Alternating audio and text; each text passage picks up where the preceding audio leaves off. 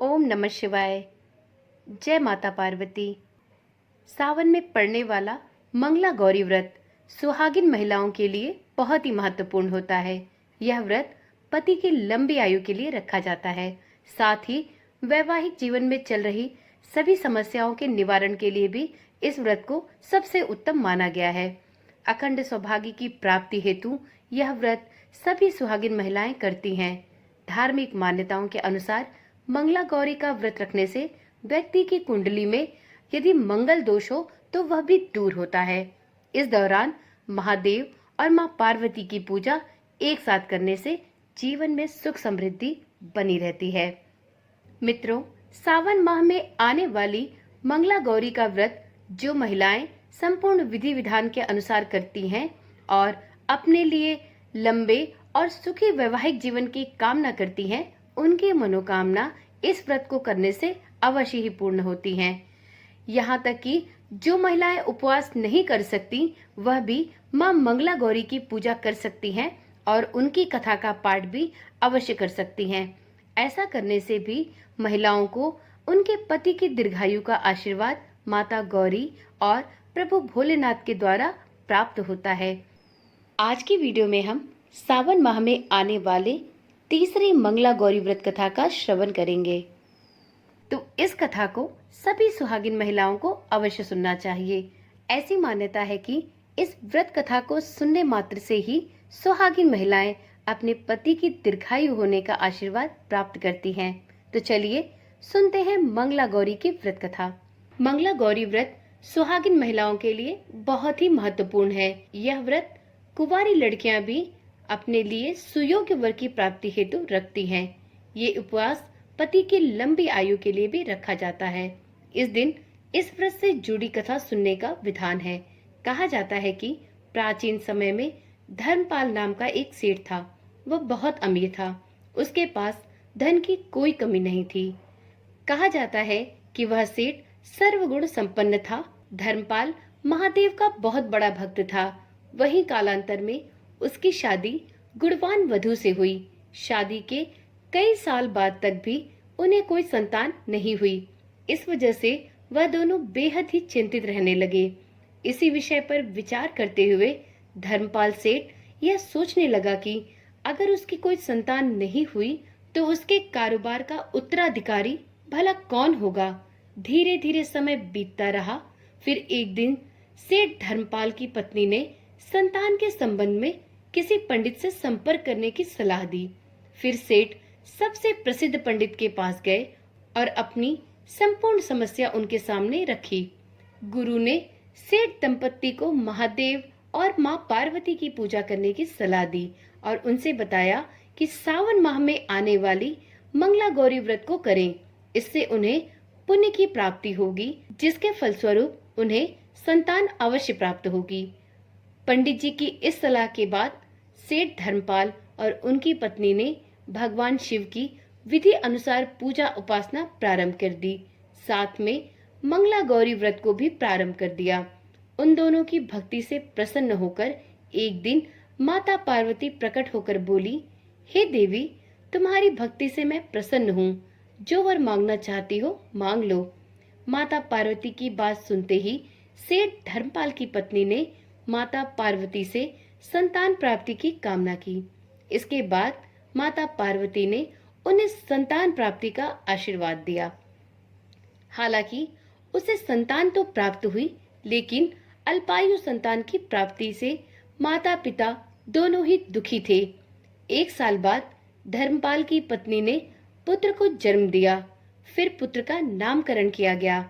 इस दौरान धर्मपाल की पत्नी ने ज्योतिष को माता पार्वती के वचन से अवगत कराया। ज्योतिष ने सेठ धर्मपाल को अपने पुत्र की शादी मंगला गौरी व्रत करने वाली कन्या से करने की सलाह दी। बेटे के बड़े होने के बाद सेठ धर्मपाल ने अपने पुत्र की शादी मंगला गौरी व्रत करने वाली कन्या से ही की। इस शादी के बाद कन्या के पुण्य प्रताप से धर्मपाल का पुत्र मृत्युपाश से मुक्त हो गया।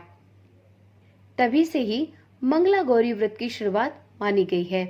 इस कारण से सभी नवविवाहित महिलाएं इस पूजा को करती हैं तथा गौरी व्रत का पालन भी किया करती हैं और अपने लिए एक लंबी, सुखी तथा स्थायी वैवाहिक जीवन की कामना करती हैं।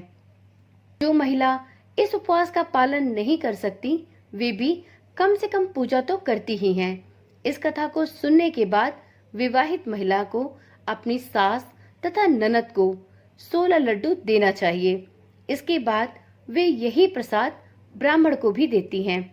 इस विधि को पूरा करने के बाद व्रती 16 बाती वाले दिए से माँ दुर्गा की आरती करती हैं। व्रत के दूसरे दिन यानी बुधवार को देवी मंगला गौरी की प्रतिमा को नदी या किसी पोखर में विसर्जित कर दिया जाता है।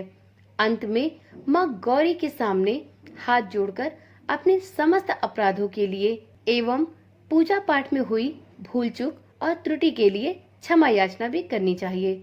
इस व्रत और पूजा को परिवार की खुशी के लिए लगातार 5 वर्षों तक किया जाता है। अतः शास्त्रों के अनुसार यह मंगला गौरी व्रत नियमों के अनुसार करने से प्रत्येक मनुष्य के वैवाहिक सुख में बढ़ोतरी होकर पुत्र पौत्रादि भी अपना जीवन सुखपूर्वक गुजारते हैं। ऐसी इस व्रत की महिमा है। तो चलिए मित्रों, अब जानते हैं इस व्रत की पूजा विधि। श्रावण मास के मंगलवार के दिन ब्रह्म मुहूर्त में जल्दी उठे, नित्य कर्मों से निवृत्त होकर साफ सुथरे धुले हुए अथवा नए वस्त्र धारण करें। माँ मंगला गौरी का एक चित्र अथवा प्रतिमा ले, फिर निम्न मंत्र के साथ व्रत करने का संकल्प ले। मम पुत्रा पौत्रा सौभाग्य वृद्धे श्री मंगला गौरी प्रीत्यर्थम 5 वर्ष पर्यंतम मंगला गौरी व्रत महम करिष्ये। अर्थात मैं अपने पति, पुत्र पौत्रों, उनकी सौभाग्य वृद्धि एवं मंगला गौरी माता की कृपा प्राप्ति के लिए इस व्रत को करने का संकल्प लेती हूँ। तत्पश्चात मंगला गौरी के चित्र या प्रतिमा को एक चौकी पर सफेद फिर लाल वस्त्र बिछाकर स्थापित करें। प्रतिमा के सामने एक घी का दीपक जलाएं। यह दीपक आटे से बनाया हुआ होना चाहिए। दीपक ऐसा हो जिसमें 16 बातियां लगाई जा सके। फिर माता मंगला गौरी का षोडशोपचार करके पूजन करें। माता के पूजन के पश्चात उनको सभी वस्तुएं 16 की संख्या में चढ़ाएं, जैसे 16 मालाएं, 16 लौंग, 16 सुपारी, 16 इलायची, 16 फल, 16 पान, 16 लड्डू, 16 सुहाग की सामग्री, 16 चूड़ियां तथा 16 मिठाई अर्पण करें। इसके अलावा 5 प्रकार के सूखे मेवे, 7 प्रकार के अनाज धान्य जिसमें गेहूं, उड़द, मूंग, चना, जौ, चावल और मसूर इत्यादि चढ़ाएं। पूजन के बाद मंगला गौरी माता की व्रत कथा अवश्य सुने। ऐसी मान्यता है कि यदि कोई भी व्रत रखा जाए और उसकी व्रत कथा ना सुनी जाए तो उस व्रत का पूर्ण फल नहीं प्राप्त होता। तो यदि आप संपूर्ण विधि विधान के अनुसार मंगला गौरी व्रत रख रही हैं, तो इस दिन मंगला गौरी व्रत कथा को अवश्य सुने। इस व्रत में एक ही समय अन्न ग्रहण करके पूरे दिन माता पार्वती की आराधना की जाती है। शिवप्रिया पार्वती को प्रसन्न करने वाला यह सबसे सरल व्रत अखंड सुहाग तथा पुत्र प्राप्ति का सुख प्रदान करने वाला व्रत है। तो एक बार प्रेम से बोलिए, उमापति भोलेनाथ की जय, माता पार्वती की जय। मित्रों, इस चैनल के माध्यम से आपको सभी व्रत की व्रत कथाएं भी सुनाई जाती हैं। यदि आप इन व्रत कथाओं को सुनने में रुचि रखते हैं तो इस चैनल को अभी ही सब्सक्राइब करें और साथ में नोटिफिकेशन बेल को ऑन करना भी ना भूलें। इस चैनल के माध्यम से सावन माह में आने वाले सभी सोमवार पर सोमवार व्रत कथाएं भी सुनाई जा रही हैं। आप चैनल को सब्सक्राइब करने के साथ ही नोटिफिकेशन बेल को ऑन करना ना भूलें, जिससे इस चैनल पर डाली जाने वाली सभी वीडियोस की सूचना आपके पास सबसे पहले पहुंचती रहे। तो चलिए कल मिलते हैं एक नई वीडियो, एक नई जानकारी के साथ। तब तक के लिए ओम नमः शिवाय, जय श्री कृष्णा, राधे राधे।